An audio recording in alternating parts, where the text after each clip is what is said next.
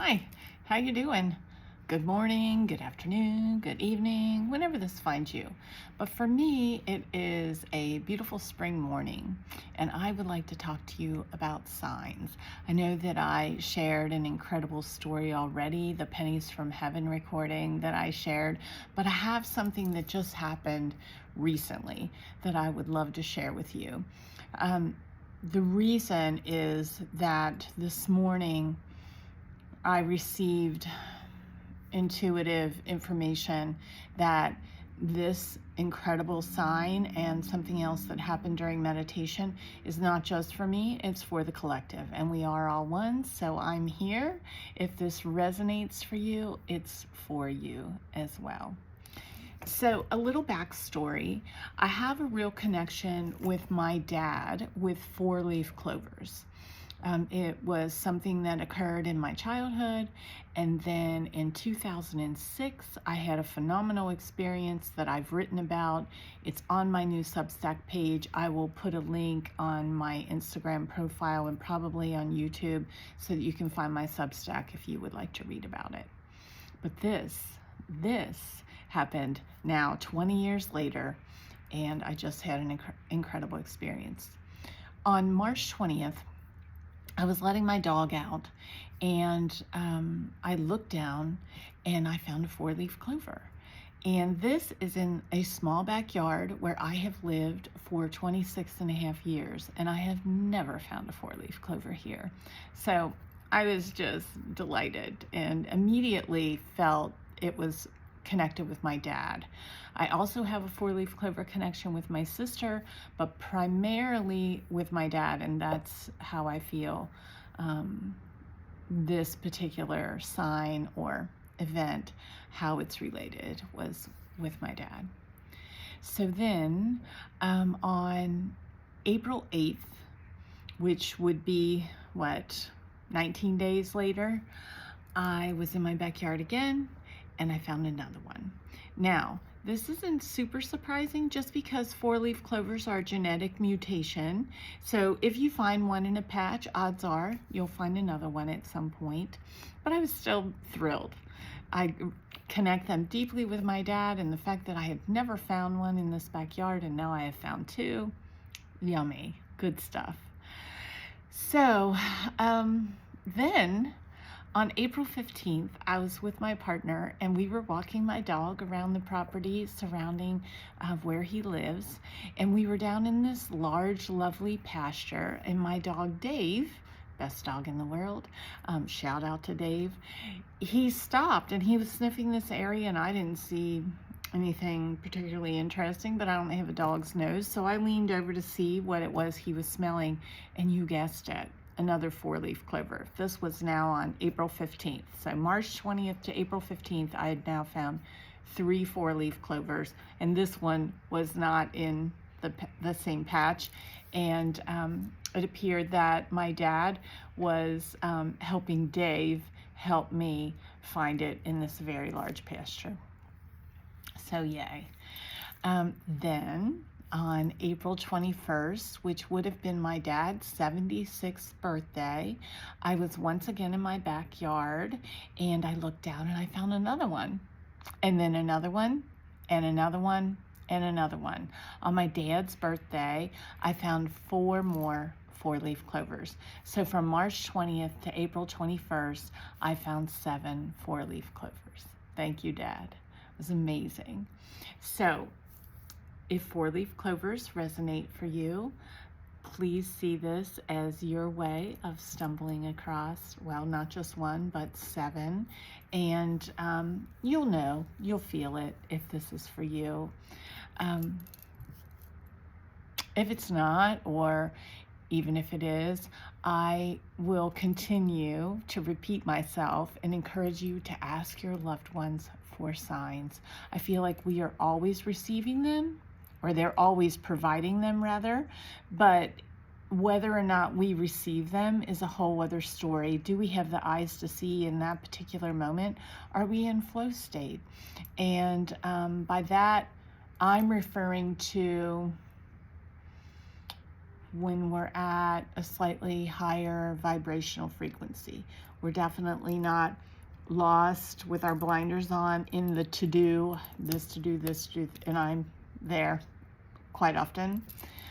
But what I have found that has helped me, I've said it before and I'll say it again, is personally, I need some kind of a physical activity just to kind of clear out the pipes. I find arduous walks to fit that bill, and meditation, laughter, music, love, any gratitude, feeling honored and humbled to do the work that I'm doing. All those things contribute to me being in what's a higher state for me, and therefore having the eyes to see when the signs arrive. So I encourage you. I did have a message come through recently in a meditation that feels pertinent to share, in that I have often told my clients, if I'm in a reading and it comes up that it's important to share this with them, I will do that because that's my job. But I have often said, we walk with multitudes. We're walking with our loved ones, our ancestors, guides, angels, enlightened masters. There's no separation. There's no separation. We are all one. But in this meditation, I received clarification on that. It isn't just that we walk with multitudes, it's that we carry them within us, because there is no separation. They're always, always with us because they are a part of us. We are one. So don't hesitate to ask for a sign, and then do whatever you can to help yourself be in the state in which you can receive it. I know that's really hard when we are in the middle of our grief. And I had an experience maybe last year, or 2 years ago. It really surprised me, because let's see. At that time, I would have been 57 years old. My dad died when I was 12, so that means that for 45 years, I've been processing my grief. I've done a ton of personal work. I've been on this spiritual journey since I was young. I was very young. I started connecting with my dad right after he died, but as far as looking for answers and being on my journey, that's been going on since I was in my early 20s, like all of my adulthood. So what happened was, I was in a group meditation. It's a breathwork meditation that we participate in weekly called Ananda Mandala. It's phenomenal. And in this meditation, my dad, I very often connect with my dad and my sister. It's usually the clearest connection I get with them in terms of seeing them. And my dad was standing in front of me. And this breathwork meditation works through the chakras, starting at the root and moving up. And we were on the heart chakra. My heart opened up in the biggest way. And suddenly, I was feeling my grief like I was a 12-year-old child again. And I knew that I'm carrying that within me, and I will continue carrying that within me until he and I are on the same plane of existence. Even though I know he's with me, even though I know we are all one, we're here on this earth plane, and it's a place of duality. So I can know these things, and yet at the same time, I have my human experience.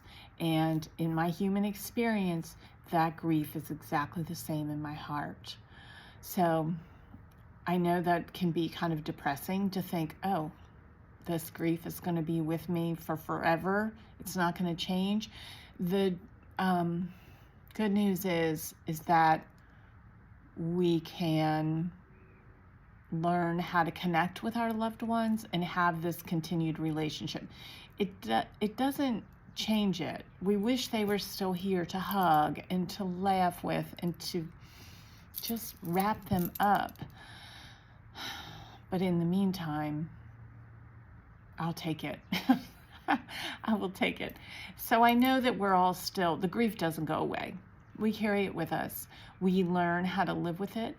We hopefully use our open hearts to become more compassionate and caring people to support one another, because it's the human condition and we are all carrying grief. And if we're not carrying yet, we will be. So let us love one another through this journey. And as Ram Dass says, we're all just walking each other home. And this is one way that I feel that. Okay, so the second piece that I am feeling intuitively nudged to share today is a little harder to put in words because it's highly symbolic, and I feel it's personal to me. But what I'm receiving is that my own interpretation of the symbolism is not important. What's important is that I share this, and those who are meant to receive it through watching this recording will receive it, and you'll know if it's for you. So a couple weeks ago, I was doing my daily meditation, and in this meditation, you go to higher levels of consciousness. And I was in this place with one of my teachers there, and he said, we're going to do something different. And suddenly there were 3 doors in front of me. They were lined up. Envision 3 doors side by side right in front of you. And he asked me to choose one. I chose the one on the far right. He told me to open the door. I opened the door, and it was this incredible, bright, brilliant white light everywhere. And I knew instantly that I was in the presence of the Absolute, the Creator. But it's not just the Creator, it's all of the created. And in it, it was primarily this stunning white light where I felt utterly safe and this unconditional love. So of course I'm tearing up. I'm getting glimpses of these colorful orbs, which I know are intelligent beings. And then it shifts, and I have an experience that I haven't had in a meditation before. And suddenly, right before me is this stunning, gorgeous, enormous male lion. And I have no fear. And it's exact opposite. I feel this deep appreciation and gratitude, and I'm getting up in that lion and rubbing his face, and it's just incredible. And then he lifts up his paw, and I'm holding his paw and rubbing his paw, and it's lovely. Later that day, I traveled like an hour and 40 minutes away to visit a friend of mine who owns a crystal shop. She happens to be an incredibly powerful healer. And she and I had done a trade a couple of years ago where I had provided her with a reading. And then I promptly forgot that I had this energy healing session coming to me, compliments of her and her amazing gifts. And we worked for quite a while trying to get our schedules together, and it seemed really difficult. And then in the end, I knew that that's because it wasn't time yet. The timing was this day. So while I was in this healing session with her, and she uses a combination of modalities, and it's quite frankly the most powerful I've ever experienced. If any of you are interested in more information about that, just reach out to me and I'll let you know who she is. But in this, the lion came to me again. And I knew that it was potent and I needed to pay attention. And so I have been, and I've been integrating, and I am open. I'm telling my guides now, please, if there's more for me to understand about this symbolism, please let me know. And then last night, I had a lion. I'm not sure if it's the same lion because of the dream symbolism. I had a lion come to me again. And then this morning, when I was asking my team what is it you want me to share? Because I've been feeling it for several days now that it was time for me to share again. What I received was that it was about signs, and that it was to include the 4-leaf clover story of what just recently happened to me and the lion, and that this is for the collective. And just now I got chills down my right side, which I'm sure most of you already know. That's a sign from my team saying, yes, yes, yes, that's exactly what you were supposed to say. So I hope that this message finds exactly who it's meant for. I would love to hear from you if this resonates for you, and how it resonates for you. And I trust, because we're all one, that this wasn't just for me. I know it wasn't.